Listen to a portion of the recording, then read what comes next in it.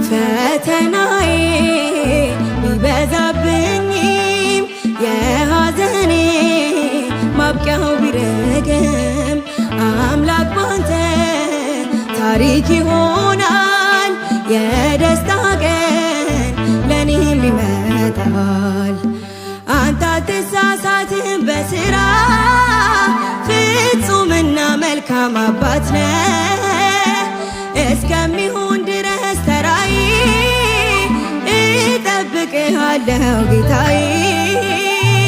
የተሻለ ነገር አስብህልኝ ነው ፈተናው የበዛው።